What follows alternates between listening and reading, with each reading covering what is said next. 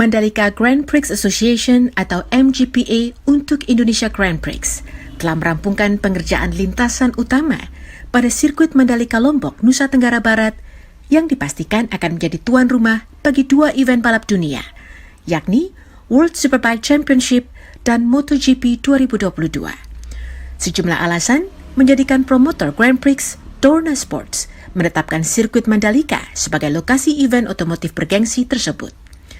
Di antaranya alasan keindahan alam pada sepanjang 4,3 km sirkuit ini yang tak diragukan lagi.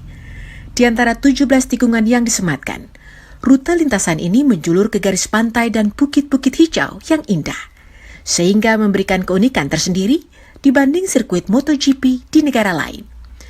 Teknik pengaspalan pada rute sirkuit yang menelan anggaran 1,3 triliun rupiah ini dibuat syarat tantangan, namun tetap mengutamakan aspek keselamatan dan keamanan pembalap. Desain 11 tikungan ke kanan dan 6 tikungan ke kiri memiliki efek tekanan angin berbeda akibat pengaruh kondisi alam. Sementara pada poin tikungan 3, 4, dan 5 menjadi spot mengadu keterampilan pembalap karena medannya yang berliku. Karenanya, untuk lapisan atas lintasan, MGPA menggunakan teknologi Stone Mastic Asphalt bernilai penetrasi 82, sehingga diklaim sebagai sirkuit dengan kekerasan asfalt tertinggi di dunia. Teknologi pengaspalan ini, menurut Direktur Konstruksi dan Pengembangan MGPA Dwianto Eko Winario, memungkinkan suspensi dan kecepatan pembalap seperti mendapat dorongan pada kendaraannya saat menggilas asfalt. Jadi Stone Mastic Asphalt ini mengandalkan kontak batu dengan batu, jadi stone by stone. Nah, karena batu dengan batu sehingga volume aspalnya sedikit.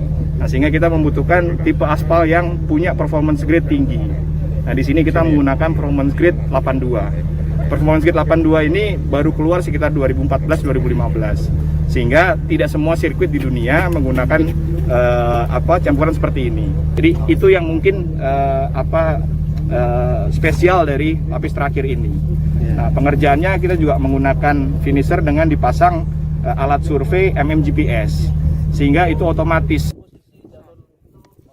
Masa waktu pembuatan sirkuit juga diklaim menjadi yang tercepat pengerjaannya, hanya dengan waktu 13 bulan untuk lintasan utama. Sementara untuk sarana penunjang kesempurnaan sirkuit ditargetkan rampung pada 12 September 2021. Ini akumulasi perjuangan yang luar biasa melelahkan dari pihak-pihak yang mungkin jarang muncul di permukaan. Tapi saya harus berterima kasih terus terang ya buat Pak Kapolda sama Pak Danrem yang tanpa bantuan dan usaha beliau nggak mungkin kita menyaksikan sirkuit ini selesai pada waktunya. Di sisi lain, Pemprov NTB juga semakin fokus untuk menuntaskan penyelesaian proyek infrastruktur pembangunan bypass Bandara Mandalika sepanjang 17,3 km. Sehingga dengan dituntaskannya pembangunan kawasan super prioritas ini, dipastikan Nusa Tenggara Barat untuk Indonesia siap menyambut gelaran WSBK dan MotoGP mendatang. Dari Lombok Tengah, Nusa Tenggara Barat, Kusnandar, Kantor Berita Antara, mewartakan.